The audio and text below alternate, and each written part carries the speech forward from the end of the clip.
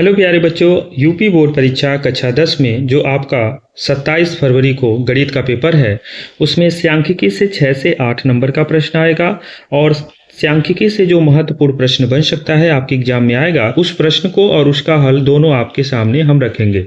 तो समय कम है तो जल्दी से 2-3 मिनट का वीडियो बस है, तो आप वीडियो के अंत तक बने रहिए क्योंकि सांख्यिकी से संबंधित महत्वपूर्ण प्रश्न आपके सामने यहाँ पर बनेंगे। पहला प्रश्न जो हमने लिया है वो प्रश्न कुछ इस प्रकार से है कि किसी फैक्ट्री के 50 श्रमिकों की मजदूरी के निम्नलिखित बंटन पर विचार कीजिए। ये बंटन दिया गया है और इससे रिलेटेड आपसे प्रश्न पूछा गया है कि एक उपयुक्त विधि का प्रयोग करते हुए इस फैक्ट्री के श्रमिकों की माध्य दैनिक मजदूरी ज्ञात करनी। माध्य ज्ञात करने के लिए यहाँ पे बोला है और इस प्रश्न का हल ये है, माध्य ज्ञात करने के लिए 3 विधि बरता गया होगा, प्रत्यक्ष विधि, कल्पित माध्य विधि और पग विचलन विधि। तो ये कल्पित माध्य विधि से किया गया है, तो आप किसी भी विधि से प्रश्न को हल कर सकते हैं। दूसरे नंबर पे प्रश्न जो हमने लिया है यह भी एक महत्वपूर्ण प्रश्न है। इस प्रश्न में बात हो रहा है कि किसी फुटकर बाजार में फल विक्रेता पेटियों में रखे गए आम बेच रहे थे। इन पेटियों में आमों की संख्या भिन्न भिन्न थी। पेटियों की संख्या के अनुसार आमों का बंटन निम्नलिखित था कुछ इस प्रकार से, और इससे रिलेटेड कुछ प्रश्न रखे गए हैं कि एक पेटी में रखे आमों की माध्य संख्या ज्ञात करनी है। इसमें भी आपसे माध्य ज्ञात करने के लिए बोला है और यहाँ पर माध्य हल किया गया है पग विचलन विधि से। तो आपके पास 3 विधि है, तीनों विधि से हल करेंगे तो आमों की संख्या आपकी निकल जाएगी 57.19। तीसरा प्रश्न जो हमने लिया है यह भी एक महत्वपूर्ण प्रश्न है। ये आप IMP का टिक लगा सकते हैं इस प्रश्न में। इस प्रश्न में बात हो रहा है कि निम्नलिखित सारणी किसी मोहल्ले के 25 परिवारों में भोजन पर हुए दैनिक व्यय को दर्शाती है और एक उपयुक्त विधि के द्वारा माध्य यहाँ पर व्यय ज्ञात करना है और ये आप ज्ञात करेंगे तो आपका भोजन पर जो हुआ माध्य व्यय होगा वो 211 रुपये निकल के आ जाएगा। यह भी एक इम्पॉर्टेंट प्रश्न है। अगला प्रश्न जो हमने लिया है वो आपका कुछ इस प्रकार से रहने वाला है कि वायु में सल्फर डाइऑक्साइड की सांद्रता को ज्ञात करने के लिए एक नगर के मोहल्ले के आंकड़े एकत्रित किए गए जिन्हें नीचे प्रस्तुत किया गया है। तो वायु में CO2 की सांद्रता का माध्य ज्ञात करना है और इसे भी पग विचलन विधि से किया गया है। इसका हल आप लोग देख सकते हैं जो कि वायु में सल्फर डाइऑक्साइड की सांद्रता का माध्य 0.099 आ गया है, यहाँ पर SO2 हो जाएगा। अगला प्रश्न जो हमने लिया है ये आयु वाला प्रश्न है और यह भी एक VIMP का प्रश्न है। आयु वाला प्रश्न पूछने को मिलता है।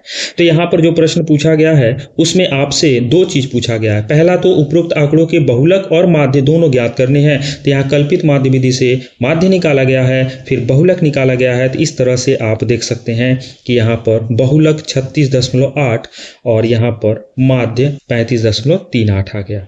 अगला प्रश्न जो हमने लिया है 6ठे नंबर पे, यह भी एक महत्वपूर्ण प्रश्न है कि दिया हुआ बंटन विश्व के कुछ श्रेष्ठतम बल्लेबाजों द्वारा एक दिवसीय अंतर्राष्ट्रीय क्रिकेट मैचों में बनाए गए रनों को दर्शाता है और यहाँ पर भी आपको बहुलक ज्ञात करने के लिए कहा है। तो इस बहुलक का हल कैसे रहने वाला है यहाँ नीचे आपको दिखाया गया है और इसका हल आपको मिल जाएगा 4608.695। अगला प्रश्न जो हमने लिया है ये VVIMP का टिक लगा लीजिएगा। ये बहुत बार एग्जाम में पूछा गया है कि नीचे दिए गए बंटन का माध्य अगर 28.5 है तो x और y का मान कैसे निकालेंगे, और इस तरह से x और y के मान कैसे निकाल सकते हैं इसका पूरा हल आपके सामने दिया गया है, जहां से x का मान 8 आ जाएगा और y का मान आपका 7 आ जाएगा। अगला प्रश्न जो हमने लिया है ये आपका क्वेश्चन नंबर 8 है और इसमें हम बात करेंगे कि एक जीवन बीमा एजेंट 100 पॉलिसी धारकों की आयु के बंटन के निम्नलिखित आंकड़े ज्ञात करना है। माध्यक आयु परिकलन कीजिए। यदि पॉलिसी केवल उन्हीं व्यक्तियों को दी जाती है जिनकी आयु 18 वर्ष या उससे अधिक हो तो 60 वर्ष से कम आयु के लिए क्या रहने वाला है उसका बात की जा रही है और उस तरह से 60 वर्ष से कम आयु के लिए 35.76 वर्ष रखा गया है। अगला प्रश्न जो हमने लिया है निम्नलिखित सारणी 4 स्वनियान लैंपों के जीवन कालों को प्रदर्शित करती है। तो एक लैंप का माध्यक जीवन काल क्या रहने वाला है और इस प्रश्न का हल आप देखेंगे तो इस प्रश्न का हल आपको देखने को मिलेगा कि जो रहने वाला है जीवन काल वो 3406.98 रहने वाला है। और इस अध्याय का लास्ट प्रश्न जो हमने लिया है वो विद्यार्थी वाला, यह भी आपका एक इम्पॉर्टेंट प्रश्न है और इसमें बात हो रही है कि नीचे दिया हुआ बंटन एक कक्षा के 30 विद्यार्थियों के भार दर्शा रहा है तो विद्यार्थियों का माध्यक भार क्या होगा। इस प्रश्न का हल आपके सामने है जो कि रहने वाला है 56.67 kg। तो सांख्यिकी अध्याय नंबर 13 जो है, इससे महत्वपूर्ण प्रश्न जो भी बन सकते हैं वो आज हमने आपको बता दिया। और कल आपका बोर्ड एग्जाम स्टार्ट हो रहा है तो आप इसे एक नज़र से देख लिए होंगे।